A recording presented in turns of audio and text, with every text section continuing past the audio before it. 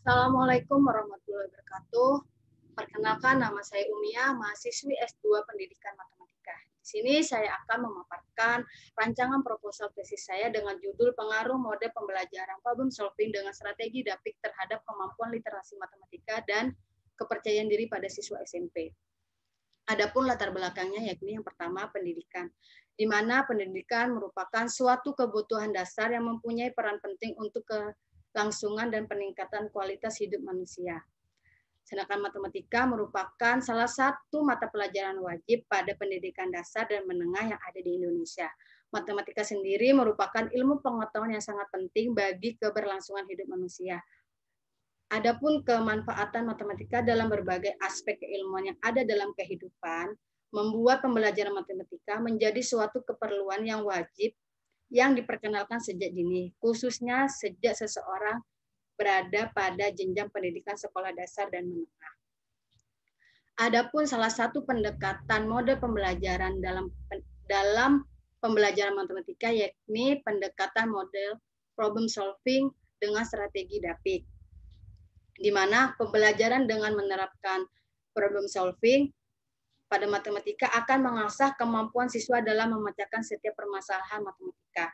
Menurut Sumiratana, menunjukkan bahwa mode pembelajaran problem solving dengan strategi Dapik merupakan mode pembelajaran yang dapat meningkatkan kemampuan literasi siswa, sehingga mode pembelajaran problem solving dengan strategi Dapik merupakan salah satu mode pendekatan dalam penyampaian pembelajaran matematika yang berbasis masalah, di mana Dapik sendiri memiliki kepanjangan define, assess, plan, implement, dan communicate.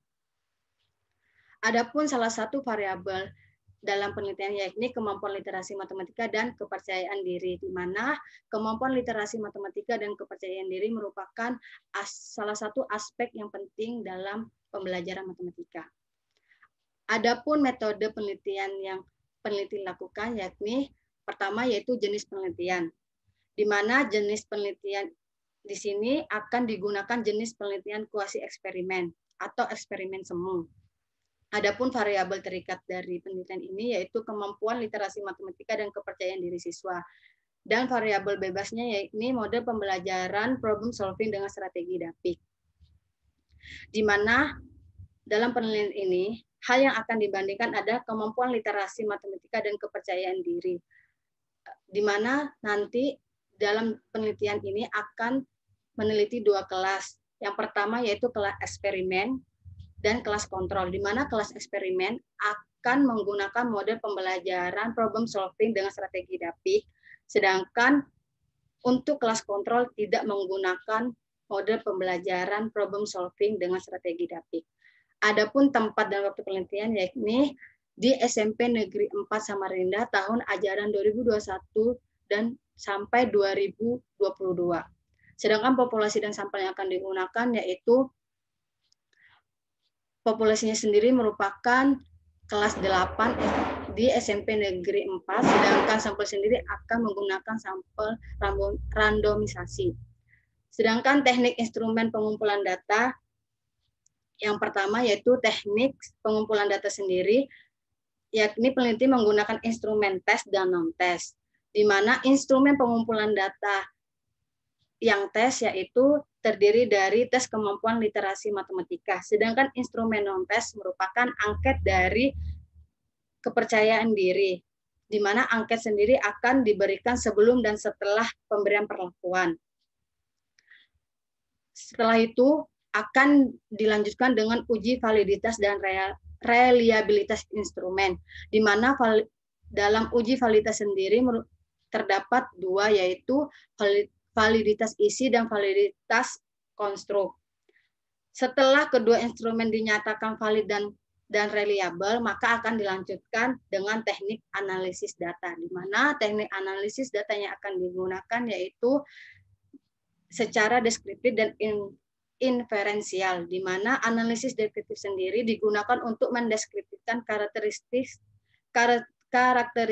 data hasil penelitian dan menjawab permasalahan deskriptif.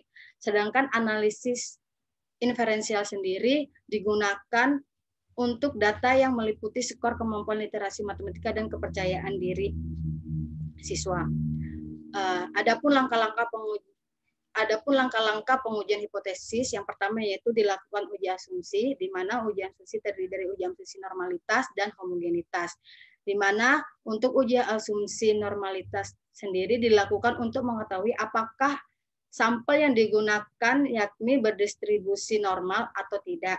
Sedangkan untuk uji asumsi homogenitas dilakukan untuk melihat apakah varian-varian dari sejumlah populasi sama atau tidak.